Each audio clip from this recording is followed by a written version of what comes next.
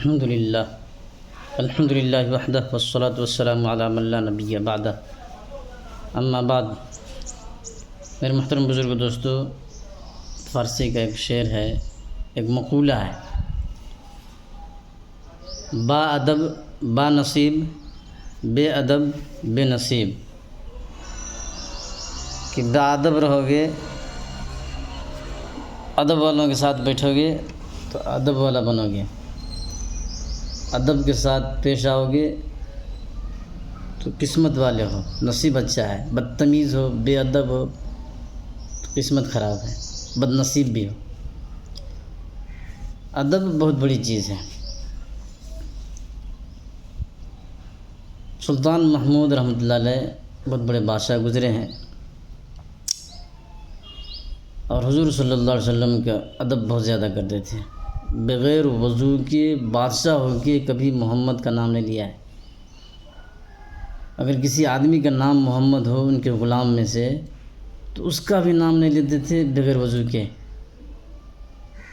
کہ میرے نبی کے نام پر اس کا نام ہے محمد، تو اس کا بھی نام بغیر وضو کے نہیں لیتے تھے، بادشاہ ہو کے۔ ایک غلام تھا ان کا، اس کا نام تھا محمد، تو اس کو ہمیشہ اسی نام سے پکارتے تھے۔ ایک دن کوئی ضرورت پڑی تو اس کو کہا، اے تاج الدین ادھر آؤ، تو اسی جگہ تھا تو آیا، اور بہت پریشان ہوا کہ مجھے تاج الدین کہے کیوں آج پکارا بادشاہ۔ بہرحال جو کام کرنا تھا کام کیا، چلا گیا۔ 3 دن تک دربار میں آیا ہی نہیں۔ وہ سوچتے رہا کہ آخر بادشاہ نے مجھے تاج الدین کیوں کہا، ہمارا نام تو محمد ہے۔ اسی سوچ میں 3 دن گھر میں رہا، باہر آیا بھی نہیں۔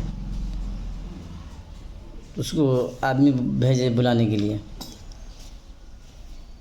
وہ آیا، بہت پریشان تھا، سلام کیا، بات کرنے لگا، تو بولا کہ بادشاہ پوچھ رہا ہے کہ کیوں نہیں آئے اتنے دن؟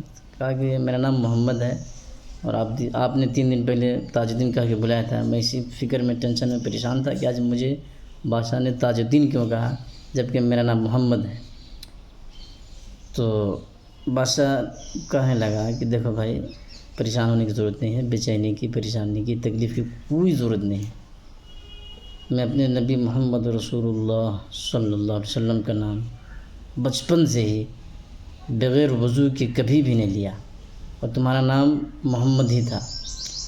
اس وقت میں وضو کی حالت میں نہیں تھا، اس لیے مناسب نہیں سمجھا کہ تجھے محمد کہہ کے بلاؤں، کیونکہ میرے نبی کے نام پر تمہارا نام ہے، تو بغیر وضو کے نام لینا مناسب نہیں سمجھا، اس لیے میں نے تجھے تاج الدین کہہ کے بلایا تھا۔